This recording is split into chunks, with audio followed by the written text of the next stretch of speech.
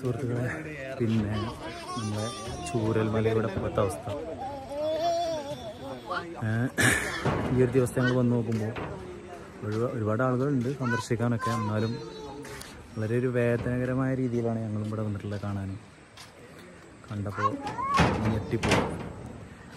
അപ്പോൾ അവർ തൽക്കാലം നിർമ്മിച്ചു കൊടുത്ത ഇരുമ്പ് പാലം, പിന്നെ ചുറ്റുപാട് നമ്മൾ കാണുന്ന പരിസരങ്ങളൊക്കെ, പിന്നെ സ്കൂള്, ബാക്ക് കാണുന്നത് സ്കൂളാണ്.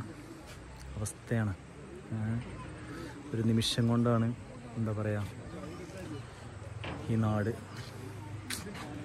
ഒരിക്കലും നമുക്കെന്താ പറയുക കാണുമ്പോൾ തന്നെ ഭയങ്കര അങ്ങേറ് എന്താ പറയുക കിട്ടുന്നില്ല പറയാൻ.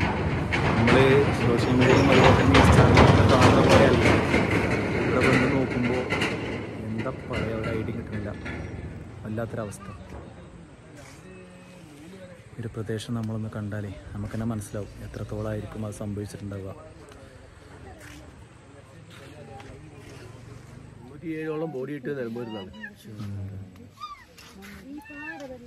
ഇതുവരെ ഗവൺമെന്റ് ഒന്നും ചെയ്തിട്ടല്ല. പിന്നെ ഗവൺമെന്റ് അവര് ഞാൻ വീട് ഒഴിക്കുക, അതായത് വീട് ഒഴിക്കുക ബാക്കിയെല്ലാം ചെയ്തു കൊടുത്തിട്ടുണ്ട്. കാരണം അവർക്ക് അടിയന്തര സഹായം 10,000 കൊടുത്തു.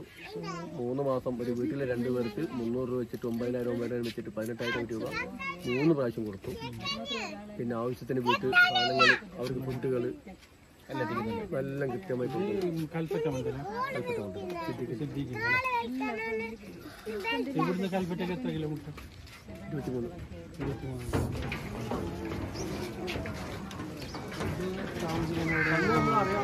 കിട്ടും. നല്ല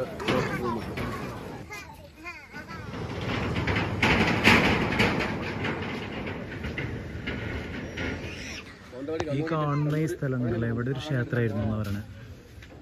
ക്ഷേത്രം അങ്ങനെയാണ് പോയി. വീടുകൾ, കാണുന്ന സ്കൂൾ എല്ലാം ഒരു നിമിഷം കൊണ്ട് നഷ്ടപ്പെട്ടു.